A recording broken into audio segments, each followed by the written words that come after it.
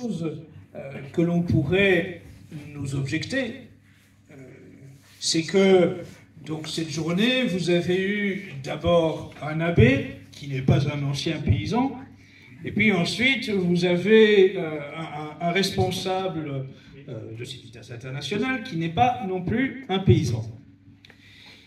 Et donc, certains pourraient dire que c'est bien inapproprié tout de même d'essayer de conscientiser le public sur la défense des paysans quand on n'est pas paysan soi-même. Et à cela, je voudrais répondre que les technocrates qui sont à Bruxelles n'ont jamais été paysans de leur vie. Et pourtant, ils décident du sort des paysans et en décidant surtout du mauvais sort des paysans. Les ministres de l'Agriculture que vous avez eus depuis des décennies n'ont jamais tenu une fourche dans les mains de leur vie. Et pourtant, ils ont été en charge depuis de nombreuses années, comme de vulgaires technocrates également, de décider du sort des paysans français ou du montant négocié à Bruxelles de la participation française au budget de la politique agricole commune. Tout cela se fait systématiquement depuis des décennies sans que jamais il y ait de vrais paysans qui soient donc consultés à des niveaux de pouvoir. La différence entre eux et moi, c'est que moi, j'ai de l'affection pour les paysans, pour la paysannerie, pour le travail qu'ils font, parce que j'ai le souci du bien commun, parce que je pense qu'il n'y a pas de pays sans paysans, parce que je sais que ce que je mange en espérant qu'il soit bon, eh bien, cela vient nécessairement du labeur des paysans. Parce que je ne veux pas me contenter de la malbouffe des hypermarchés, je sais à quel point je suis redevable du labeur des paysans.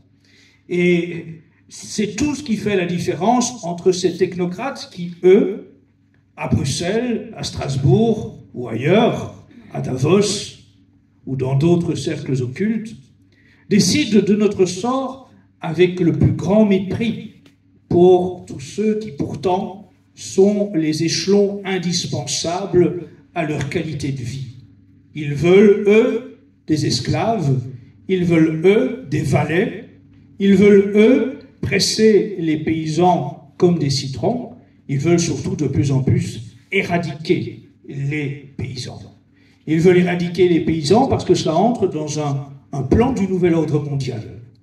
Et c'est de cela que je vais essayer dans un premier temps de vous parler, avant de revenir sur des considérations qui, vous verrez, rejoindront assez fortement celles exprimées par M. l'abbé tout à l'heure. Quelques chiffres d'abord qui sont extrêmement éloquents. En France, je ne vous donnerai que des chiffres français. En 1950, la France comptait 4 millions de paysans. En 1970, 1,6 million de paysans. 2020, 389 000 paysans. Voyez cet effondrement. Je vous rappelle, donc, en 70 ans, nous sommes passés de 4 millions de paysans à moins de 400 000 paysans. Il y a 200 fermes qui disparaissent chaque semaine en France. Un paysan se suicide en France tous les 2 jours. Rien que ces chiffres-là doivent immédiatement nous faire prendre conscience de la gravité de la situation, de la solennité de la situation. C'est que ce dont nous parlons aujourd'hui, ce n'est pas un sujet banal de politique ou de société. C'est un drame humain, social, national et international. C'est un drame humain. C'est une tragédie. C'est une tragédie qui est imposée par ceux qui nous gouvernent au plus grand mépris de ceux qu'ils sont censés gouverner. Le devoir d'un chef d'État, le devoir d'un gouvernant, c'est de se soucier de son peuple, de se soucier de ceux sur lesquels il a autorité. Et là, nous voyons que c'est exactement l'inverse. Il ne se soucie pas des paysans.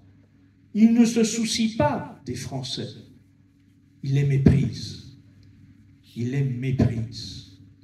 Et ce que je vais dire aujourd'hui pour les paysans, vaut aussi pour les artisans, parce que je sais à quel point eux aussi vivent une tragédie et à quel point eux aussi sont exactement méprisés de la même façon. Et à quel point le mépris vécu par les paysans et le mépris vécu par les artisans entrent exactement dans le même schéma du nouvel ordre mondial. Et dans le même schéma d'un plan mondialiste qui est aussi et avant tout, et il faut en avoir conscience, un plan contre Dieu. C'est parce que c'est un plan contre Dieu que ce plan est aussi radical et méchant et inhumain dans la façon dont il est appliqué. Je continue dans quelques chiffres. 30% des paysans français gagnent officiellement moins de 400 € par mois. Je pense que c'est extrêmement éloquent. Et il faut se souvenir qu'il y a, je crois, 2 ou 3 ans, 2 ou 3 ans parce que ma mémoire n'est pas aussi précise, il s'est même trouvé un député pour oser dire sur un plateau de télévision qu'on pouvait vivre bien en France avec 400 € par mois. Quand eux viennent de s'augmenter leur propre salaire de 400 € par mois sur quelques milliers d'euros qu'ils touchent eux déjà tous les mois, et que les sénateurs, eux, se sont arrogés 700 € de supplément par mois sur les quelques milliers d'euros qu'ils touchent net par mois. Voyez comme ces gens-là sont cyniques, sont méchants, sont méprisants.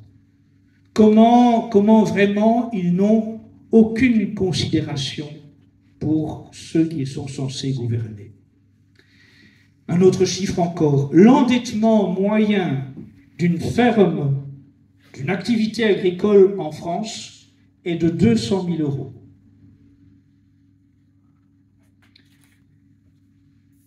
Passons à quelques autres comparaisons. Vous avez un site internet qui mérite d'être consulté. Il s'appelle Télépac. Télépac, c'est le site officiel, site de l'État, qui vous permet, à chacun d'entre nous, il est accessible à tous, d'aller consulter la répartition du budget annuel de la politique agricole commune à l'échelon français. Donc, ce site se présente comme une espèce de moteur de recherche propre au monde agricole. Et donc, vous tapez par exemple un code postal ou le nom d'un département, et vous allez voir défiler tous ceux qui bénéficient d'une subvention venant de l'Union européenne, et vous allez voir le montant qui leur est alloué. Et c'est là que, quand même, il y a des surprises. C'est que vous pouvez taper, par exemple, le 78, bon, qui n'est pas réputé pour être une grande terre de vie agricole ou de vie de culture agricole. Et vous allez voir défiler une série de grandes sociétés du monde de l'agroalimentaire ou de domaines viticoles, comme par exemple curieux hasard, n'y voyez pas un mauvais sentiment de ma part, mais tout de même, relevons ce curieux hasard, c'est que vous avez, en région donc d'Île-de-France, deux organismes des Rothschild qui bénéficient à eux deux d'une subvention annuelle de 1 100 000 € pour leur domaine viticole. Domaine viticole qui, je le rappelle, vendent plusieurs grands crus qui se négocient à une moyenne de 1 000 € le litre de vin.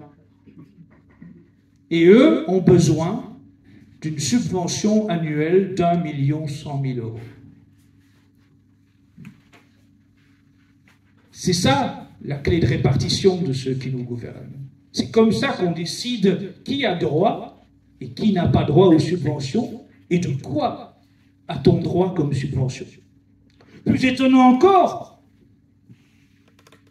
la Fondation pour la mémoire de la Shoah bénéficie d'une subvention de la politique agricole commune de 21 920 €. Quel est le lien?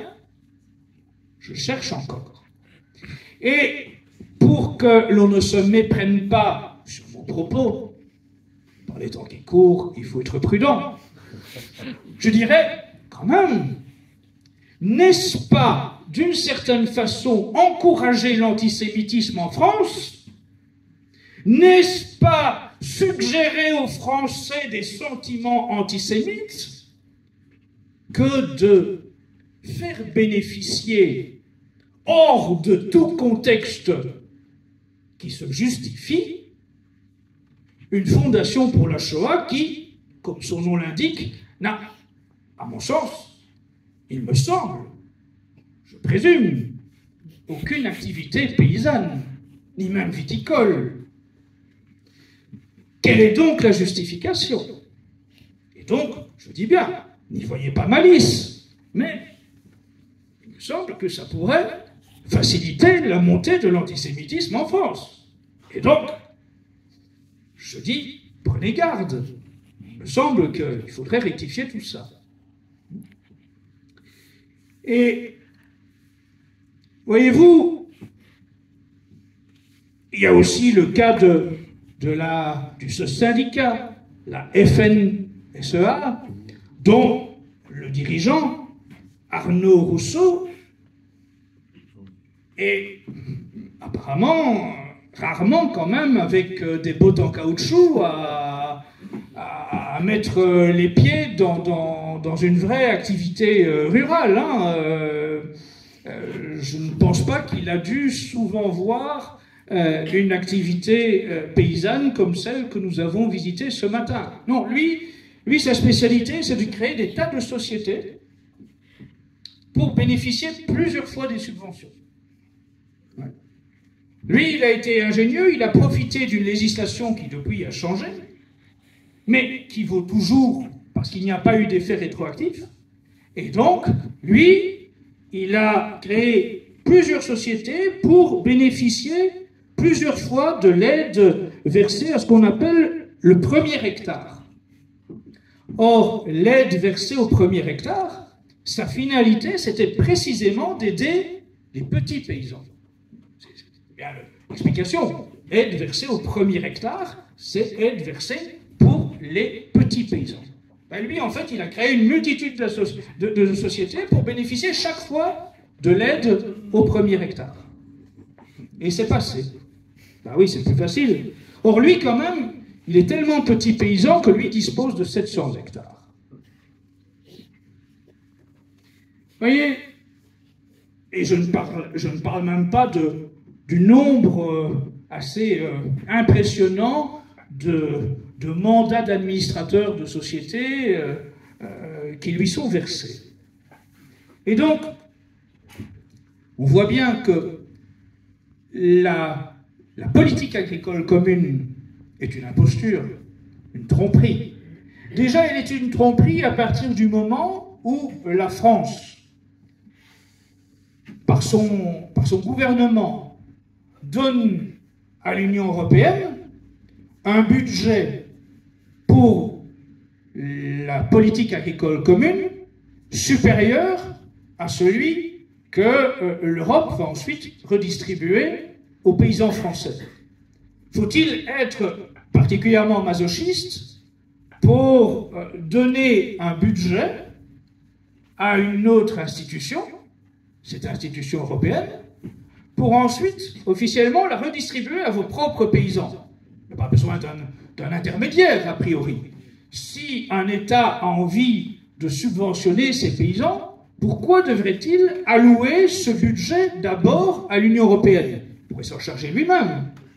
Mais non, il donne un budget, il alloue un budget à l'Union européenne pour sa politique agricole commune, pour que, en fait, de ce 100% de budget qui part à l'Union européenne, il n'y en ait que 70 qui reviennent aux paysans français, les 30% restants servant bien sûr aux paysans polonais, bulgares, espagnols. Donc, le gouvernement français est à ce point masochiste qu'il consacre une partie du budget qui provient de vos impôts à financer les activités paysannes des concurrents des autres pays de nos paysans. Moi, j'appelle ça du masochisme, ou j'appelle ça de la trahison. Dans les deux cas, c'est inqualifiable de la part de ceux qui sont censés nous gouverner. Et donc, je dirais que les paysans, la première chose qu'ils devraient avoir à l'esprit s'ils veulent en ce moment revendiquer quelque chose, c'est de sortir de cette Union européenne, qui de toute façon ne les sert pas. C'est une erreur, c'est une naïveté, c'est une illusion de vouloir simplement revendiquer d'obtenir plus de subventions de l'Union européenne. C'est un piège, cette subvention de l'Union européenne. C'est un piège qui équivaut à une chaîne que l'on met au pied des paysans. C'est se libérer de ce piège qu'il faut revendiquer. Et c'est en sortant de l'Union européenne que la France retrouvera sa souveraineté sur sa politique à l'égard de ses propres paysans, pour autant qu'il y ait des gouvernants qui veulent enfin à nouveau se soucier des paysans plutôt que servir les ordres, les ukases du Forum économique mondial de Davos. Parce qu'en réalité, vous savez bien que Macron n'est qu'une marionnette. Si un tracteur lui roulait par mégarde dessus, il est évident que la marionnette qui prendrait sa place serait tout aussi nuisible. Son nom importe peu. Ce sont les mêmes authentiques gouvernants qui décideraient qui serait la marionnette qui s'y substituerait. Il y a des banques pour ça qui ont des pouvoirs bien plus importants que le bulletin de vote que vous êtes invité régulièrement à déposer dans une urne. Ce n'est pas vous qui décidez, ce sont des banques et des multinationales qui décident. Et donc, je vous renvoie, pour comprendre tout ce qui se passe, au Forum économique mondial de Davos. Parce que, en réalité, c'est là qu'il faut chercher les explications du drame que vivent les paysans. C'est là que tout est déjà expliqué, façonné pour les prochaines années. Et cela vaut pour les artisans également. C'est qu'il y a à Davos, au Forum économique mondial de Davos, un plan qui consiste à l'accaparement de vos richesses, de vos terres, de vos talents, de vos savoir-faire, au profit de multinationales. C'est décidé, c'est voulu, c'est organisé, c'est orchestré. Le calendrier peut prendre du retard, mais à vue humaine, le processus est largement enclenché. À vue humaine, il faut en avoir conscience. À vue humaine, nous sommes du camp des perdants. Nous sommes lucides, nous observons, nous voyons, nous sommes révoltés, écœurés, mais à vue humaine, leur plan, c'est un rouleau compresseur à qui on a mis un moteur qui lui permet d'avancer à toute vitesse. Mais je dis bien à vue humaine. Et parce que, ici, je m'adresse à des catholiques auxquels je veux dire, ne perdez jamais confiance. Ne perdez jamais espérance. Si tragique que soit la situation, et je sais à quel point elle l'est pour plusieurs d'entre vous, et à quel point elle l'est pour ceux qui entendront ce message, s'il se répandait ailleurs, eh bien, considérez bien que, tout puissant que soient les gens qui se réunissent au Forum économique mondial de Davos, ou au Bilderberg, ou au Council Foreign Relations, ou au Club Le Siècle, ou dans bien d'autres officines mondialistes, ils ne sont pas les gagnants, au final. Dieu est le seul gagnant. Dieu nous a promis la victoire. Quand? Seul Dieu le sait. Mais, tôt ou tard, leur monstre, qui est un colosse au pied d'argile, s'effondrera. Gardez cette confiance. Nous allons connaître des épreuves sans nom. Le monde que nous connaissons s'effondrera. La civilisation que nous connaissons tombera. Les jeunes qui sont ici vivront une société barbare et totalitaire que aucun d'entre nous, quelle que soit sa génération, ici, n'a connue. Mais il faut se dire que l'histoire nous donne les analogies pour savoir que, quelle que soit la durée, ces épreuves finissent toujours par s'arrêter. Même lorsque les situations semblent perdues, si nous prions et si nous combattons, à un moment, pour notre génération, pour celle de nos enfants, ou celle de nos petits-enfants, ou celle de nos arrière-petits-enfants, à un moment ou l'autre, Dieu inverse le cours de l'histoire. Parce qu'il est toujours le maître des horloges. Songez que la France, sur une grande partie de son territoire, et l'Espagne encore plus, ont été occupés pendant 8 siècles par des armées mahométanes. Et que donc ça signifie que, à vue humaine, tout était complètement perdu.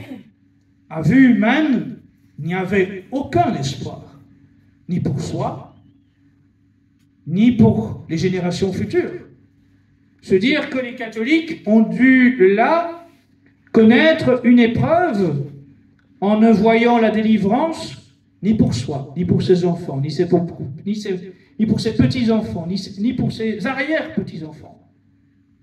Mais ils ont eu cette force d'âme, cette détermination, cette persévérance, pour toujours transmettre aux générations suivantes la pugnacité dans le combat et la foi en notre Seigneur Jésus-Christ. Et la tragédie que vivent aujourd'hui nos paysans, nos artisans, et bientôt bien d'autres professions, relève de ce même schéma, voyez-vous. C'est qu'il va falloir accepter d'avoir un esprit de combativité et de fidélité dans la foi, au-delà de toute espérance de résultats immédiats. Et c'est toute la difficulté dans un monde qui fait tout pour nous rendre prisonniers de ce goût de l'immédiateté. Avec les écrans qui sont omniprésents, tout est fait pour que nous soyons sans cesse à la merci de ce mauvais réflexe de l'immédiateté. Eh bien, nous allons devoir nous en passer. Nous allons devoir apprendre à nous séparer de cela, à travailler sur le long terme, non pas pour soi, non pas pour notre génération, mais pour les générations suivantes. Pour simplement que ce qu'elles hériteront ne soit pas que des terres brûlées. Je reviens sur ce plan du Forum économique mondial de Davos, qui est déjà largement en cours. Vous voyez, d'une part, l'accaparement des terres agricoles a déjà largement commencé. Un symbole évident, c'est que, au niveau des terres agricoles des États-Unis, Bill Gates est devenu le premier propriétaire de terres agricoles. Or, on n'a pas connaissance que Bill Gates ait particulièrement une appétence pour travailler la terre ou caresser le dos d'un bœuf. Mais il est devenu le premier propriétaire terrien des États-Unis. Et les 5 propriétaires suivants, les plus importants des États-Unis, sont tous des milliardaires propriétaires de grandes multinationales. Donc c'est dire que sur le continent américain, désormais, l'essentiel des terres agricoles appartiennent non pas à des paysans, non pas même à de l'industrie agroalimentaire indépendante, mais directement aux plus importants milliardaires de la planète. Et bien sûr, ces gens-là, considérant que le monde est sans frontières, ne se contentent pas d'acheter des terres agricoles aux États-Unis à travers toute une série de fondations, de fonds. Ils investissent exactement de la même façon sur les autres continents. Et donc sur le territoire européen, et ça vaut évidemment naturellement pour le paysage des terres agricoles françaises, en ce moment vous avez par exemple énormément de fonds de pension internationaux qui rachètent à des prix qui défient toute concurrence. Comme on dit dans ces cas-là, beaucoup de paysans, beaucoup de propriétaires de terres agricoles disent que les fonds, l'offre financière pour le rachat de terres avancée par ces fonds de pension internationaux sont d'un montant qui ne se refuse pas. Et ça signifie qu'à l'inverse, des jeunes qui voudraient se lancer dans l'activité paysanne ou qui voudraient augmenter leur espace de terrain agricole ne peuvent plus se permettre, ne pourront plus se permettre d'acheter des terres agricoles parce que les prix auront flambé en fonction de la surenchère de ces grands fonds d'investissement ou de pension internationaux. Et derrière, évidemment, il y a tous ces BlackRock, Vanguard, etc. Il y a toute une longue liste de forces financières occultes qui sont en train de s'accaparer les terres agricoles. Or, cette politique, elle a comme conséquence que c'est donc eux qui décideront ce que deviendront ces terres agricoles, à quoi elles seront affectées, et surtout ce que vous allez manger, ou ce que vous n'aurez plus le droit de manger. ce qui officiellement fera l'objet d'une pénurie et que l'on ne trouvera plus à un prix raisonnable, mais seulement réservé à des oligarques. C'est une transformation complète et radicale de l'alimentation de notre continent qui se dessine à très court terme. Dans le même temps, et là encore, c'est tout à fait déclaré au Forum économique mondial de Davos, cela fait en réalité plusieurs années que le Forum économique mondial de Davos, je ne dirais pas force, mais disons encourage avec des moyens de pression comme seul il en a la possibilité, à ce que à la fois la Commission de l'Union européenne et des grandes firmes de l'industrie agroalimentaire remplacent une partie de votre alimentation par des insectes. Je rappelle que c'est Madame Ursula von der Leyen qui a signé, en tant que présidente de la Commission européenne, l'autorisation pour inclure dans votre alimentation des insectes. À ce stade, l'Union européenne autorise le fait de mettre des insectes. Il y a 3 insectes qui sont pour l'instant autorisés par l'Union européenne. Mais des dossiers rentrés à l'Union européenne concernent 11 insectes. Donc la liste ne va faire qu'augmenter dans les prochains mois et les prochaines années. Et c'est une politique qui, vraiment, n'est pas simplement incitante par des recommandations qui se tiennent au Forum économique mondial de Davos, non. Elle est aussi incitante au niveau financier. Alors je vais vous citer quelques extraits d'un article du journal Les Échos. Les Échos, c'est, disons, l'un des principaux titres de la presse économique française, qui donc, il y a quelques semaines, faisait état que l'État français, le gouvernement français, aide par une subvention, tenez-vous bien, de plusieurs milliards d'euros, la filière d'élevage d'insectes en France. Plusieurs milliards d'euros de subventions par le gouvernement français de l'industrie d'élevage des insectes en France. Et, écoutez bien, alors, le sous-titre du journal Les Échos est... Alors, premier titre, la France, le paradis de l'élevage d'insectes. L'avenir augure de joie. Réjouissez-vous. Le sous-titre, Agronutrice, Innovafeed et Insect, 3 pépites de la French Tech. Ça fait rêver. 3 pépites de la French Tech. Sont à l'avant-garde sur ce marché.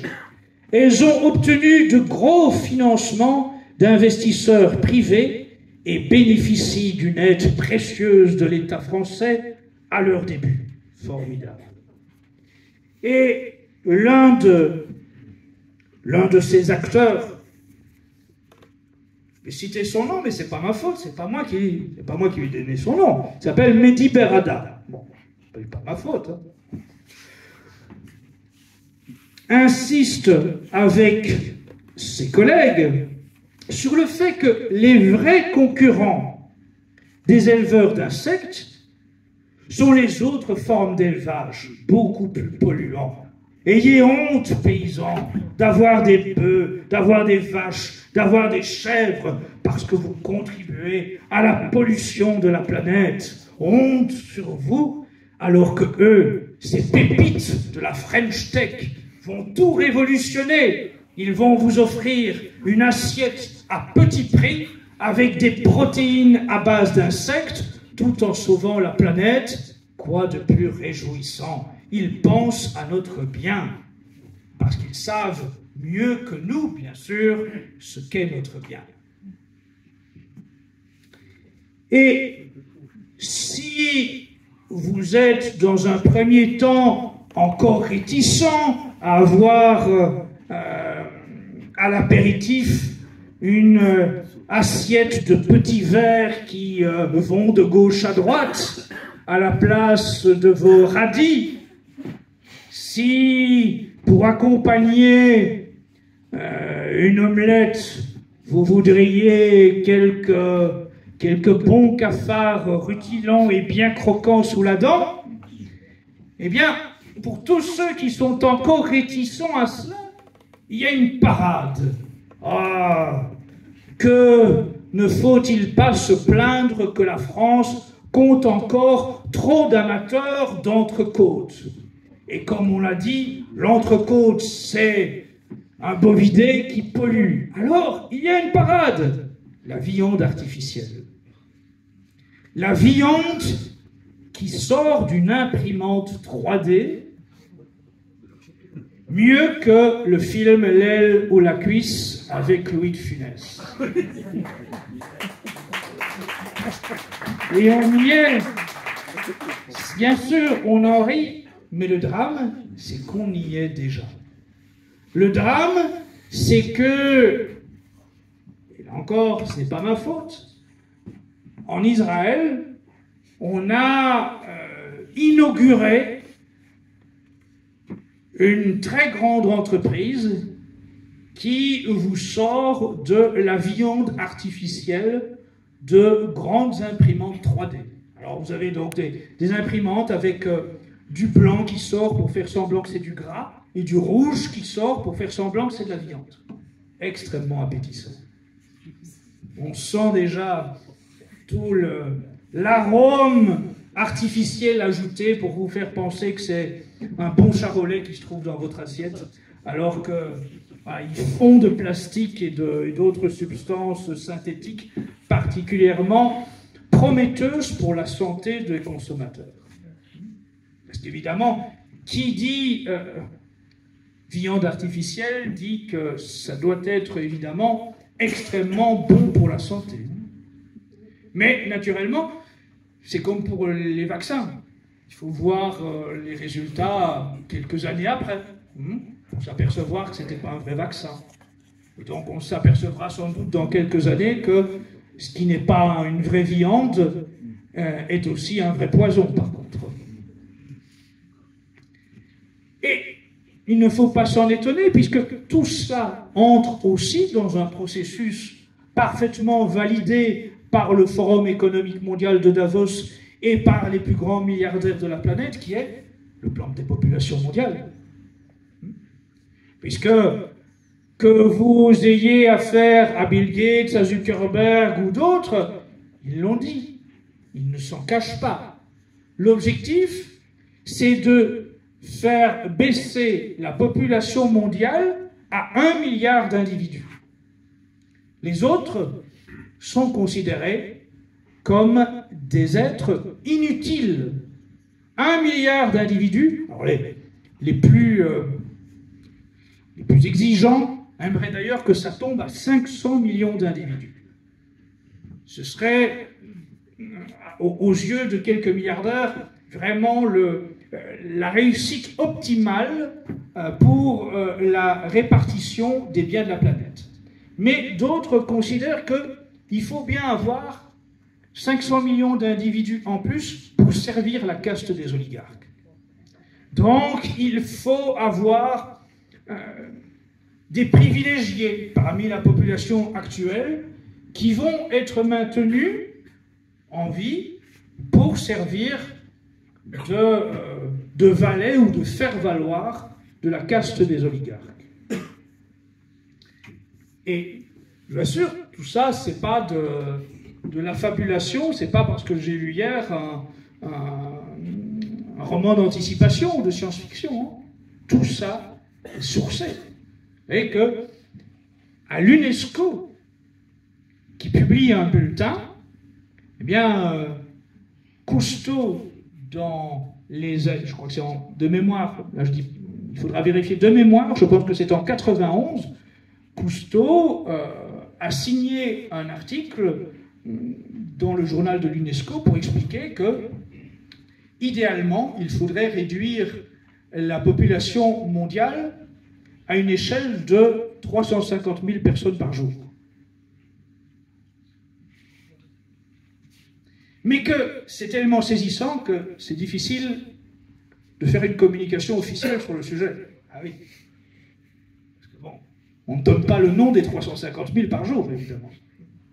C'est une loterie, mais on n'est pas nécessairement content d'être gagnant. Et vous comprenez du coup que le titre de la conférence, il est vraiment... ce n'est pas une métaphore. Quand on dit qu'ils veulent assassiner les paysans, ce n'est pas une simple métaphore. C'est qu'il y a un plan authentique, voulu, orchestré par les gens les plus puissants de la planète, d'éradiquer la paysannerie, la vraie paysannerie, au profit de seules des industries agroalimentaires appartenant à une caste de milliardaires de l'oligarchie. Et que l'alimentation doit devenir de plus en plus nuisible pour atteindre de plus en plus votre santé, pour participer de plus en plus au développement de maladies, pour multiplier de plus en plus facilement, par différentes méthodes, l'application du plan de dépopulation. Et que seule la caste des puissants, la caste des oligarques, doit, elle, bénéficier d'une alimentation saine, d'une alimentation de qualité. Quand on comprend ça, on comprend quel est le véritable enjeu et on comprend à quel point c'est une absurdité d'aller manifester pour simplement revendiquer une augmentation de ces subventions par l'Union européenne. Maintenant, après ce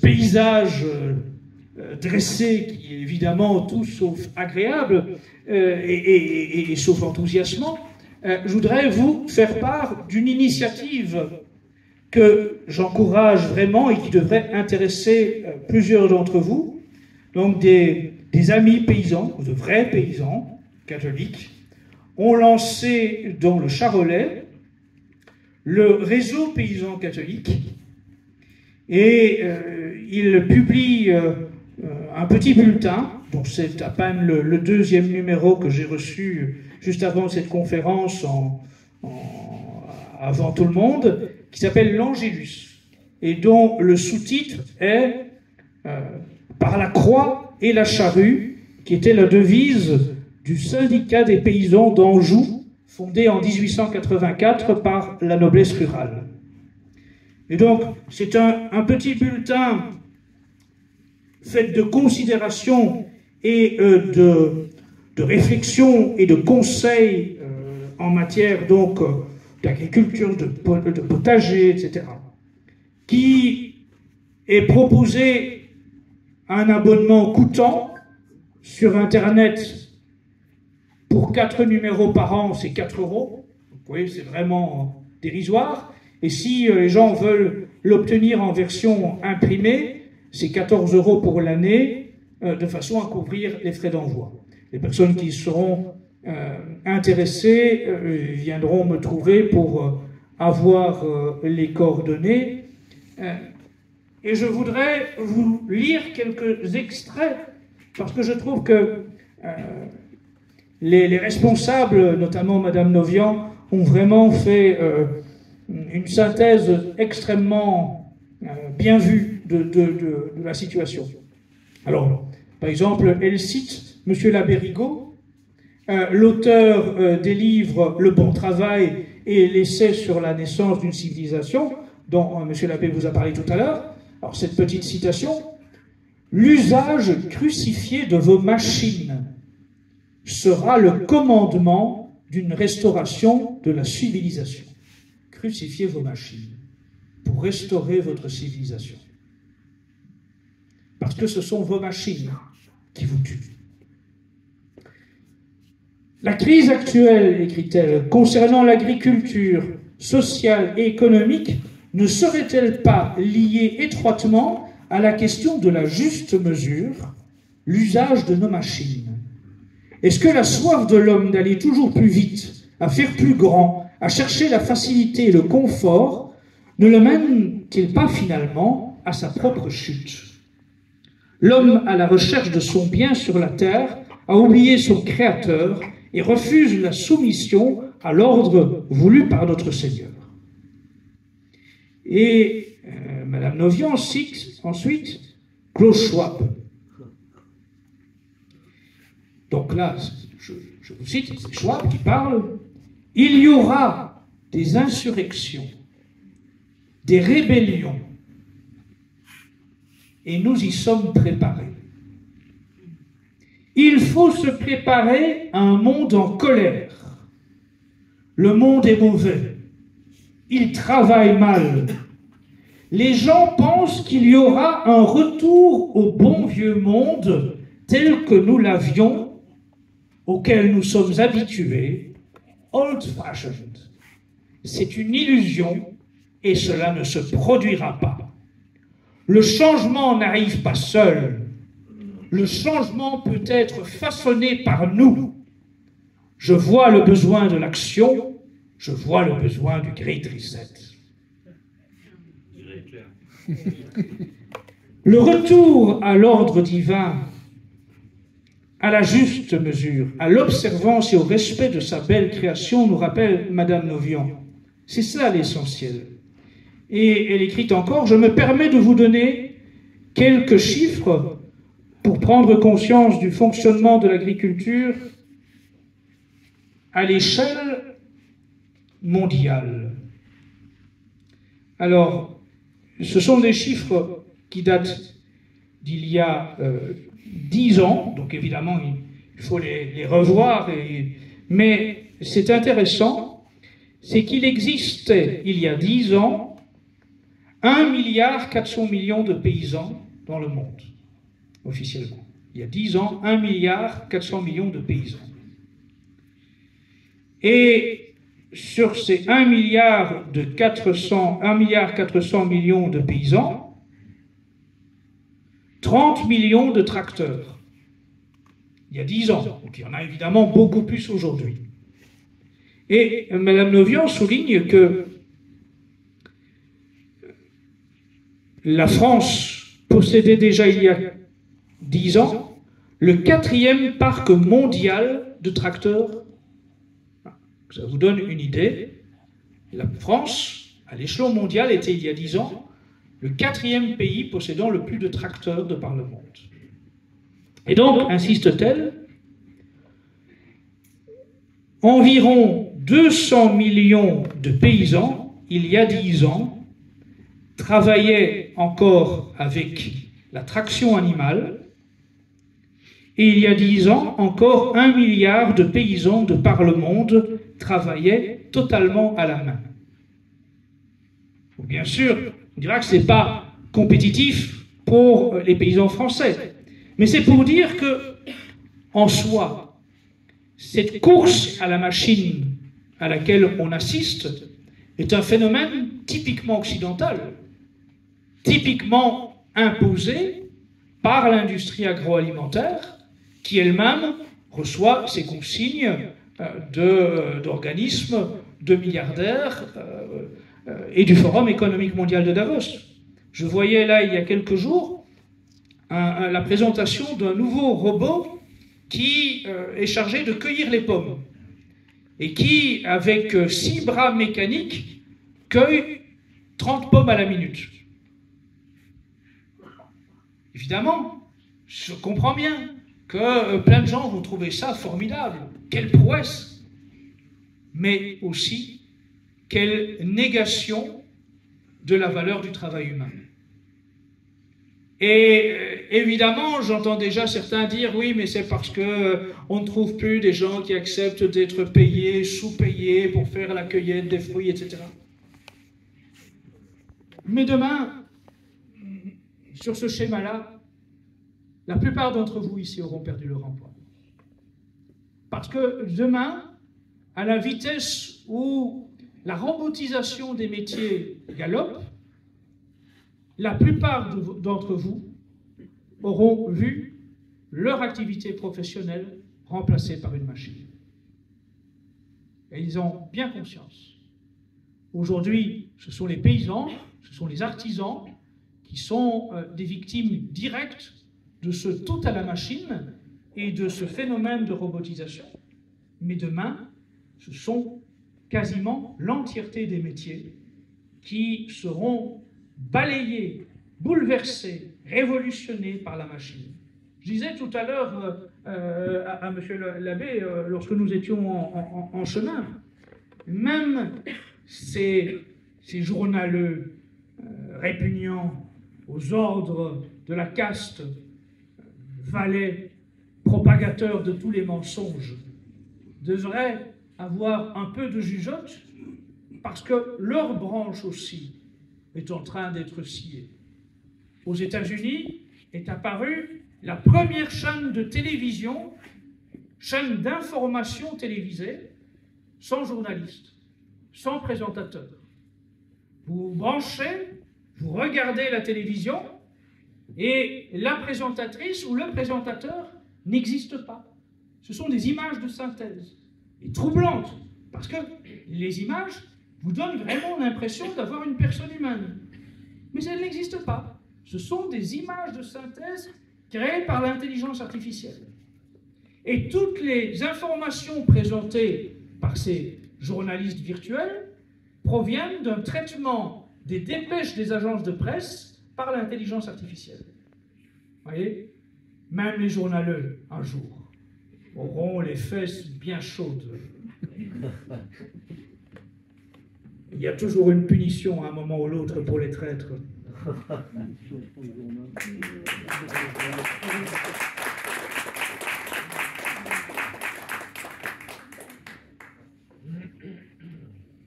Je veux encore vous lire quelques passages de ce bulletin parce que voilà, il traduit bien la mentalité que nous devons avoir. Ici, Mme Novian cite un document que je ne connaissais pas. C'est la lettre pastorale sur le problème rural, coécrite par les archevêques et les évêques au Québec dans les années 50. Or, soudain et sans préavis, la science s'est appliquée à cette tâche de manière presque inquiétante. Étude des sols, des plantes et des animaux, fertilisation des sols par des procédés chimiques, sélection des semences, croisement, incubation artificielle et autres inventions ont révolutionné l'agriculture. Déconcertés, apeurés, mal équipés, dénués de formation, manquant de connaissances, de soutien coopératif et de protection économique, le paysan a commencé par hésiter. Puis, c'est de plus en plus accommodé de ce nouvel état de fait. Mais il s'est laissé entraîner et dominer par cette situation nouvelle qui lui était imposée. Les grands marchés et la spéculation ont provoqué de la surproduction. L'agriculture est devenue une activité hautement spécialisée dans sa pratique ordinaire. Elle s'est laissée bousculer par des phénomènes tels que la production de masse, la vente coopérative ou la publicité douteuse et envahissante.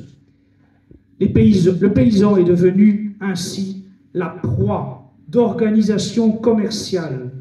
Et malgré son abandon de ce qu'il est convenu d'appeler l'agriculture domestique, il n'a bénéficié d'aucune amélioration face à des concurrents riches et bien organisés. Et je vous lis encore ceci.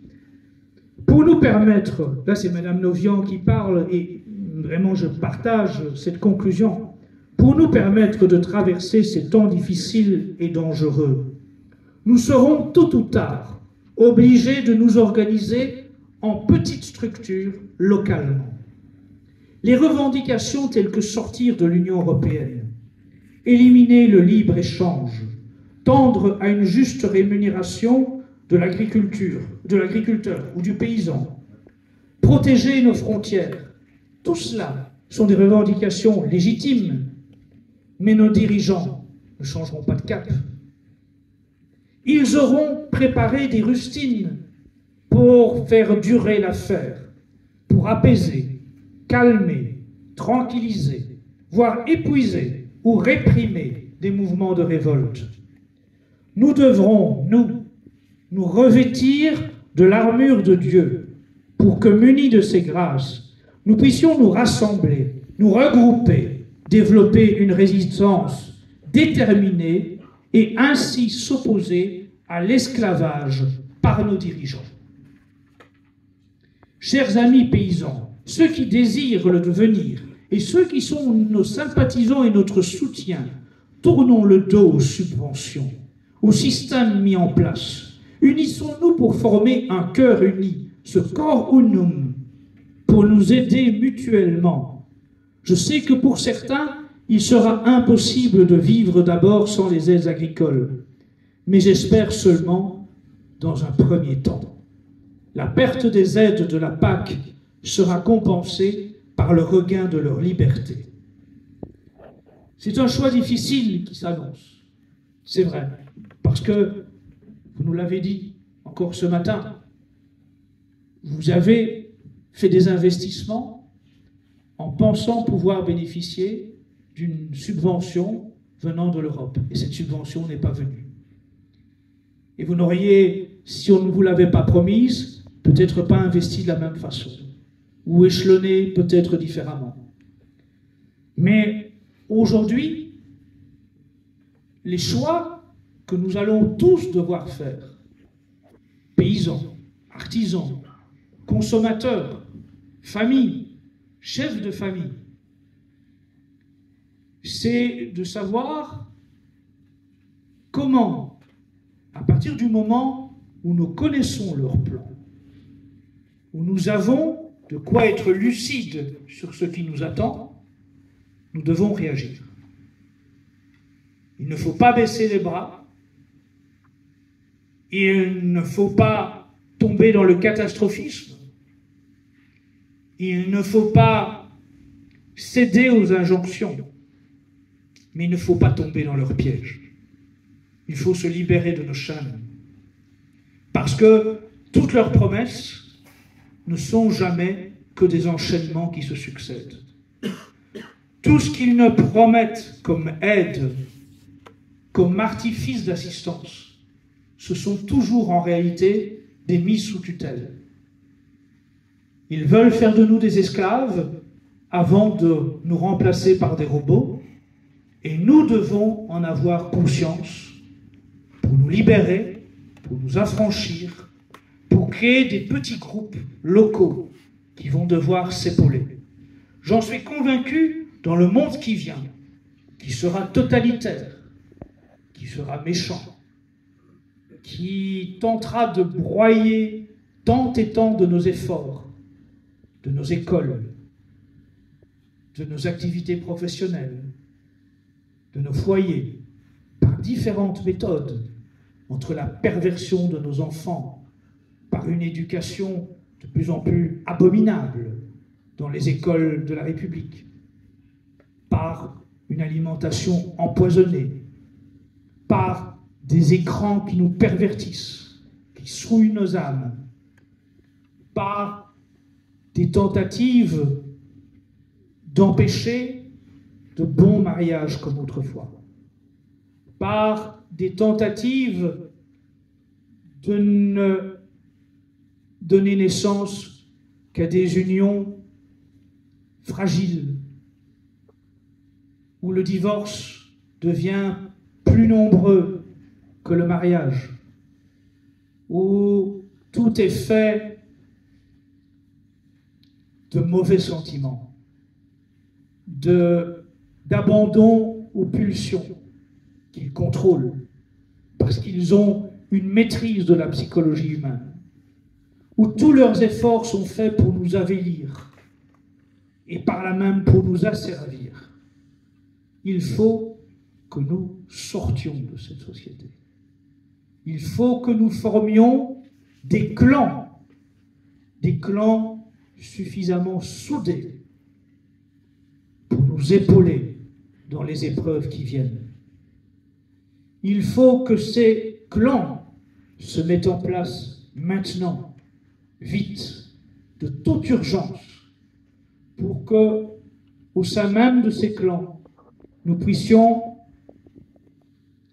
déjà mettre à l'épreuve ceux qui y participent, de façon à ce que, quand viendra vraiment le temps de l'épreuve, nous sachions sur qui pouvoir compter. Quels sont ceux qui sont solides? Quels sont ceux qui tiendront leurs promesses? Quels sont ceux qui tiendront leurs engagements? C'est vers cela que nous acheminons. Si nous ne mesurons pas l'urgence de cela, si nous nous disons « Oh, Escada, il voit tout en noir », ce n'est pas pour maintenant, nous avons du temps. Lorsque cela arrivera, il sera trop tard pour nous organiser et tous nos efforts seront alors balayés. Les clans, les structures locales appellent à être fondées de toute urgence sous le regard de Dieu, avec le soutien de bons prêtres et avec la ferme volonté de sauver nos familles, de sauver nos foyers d'un monde qui est celui de la bête. Merci pour votre attention.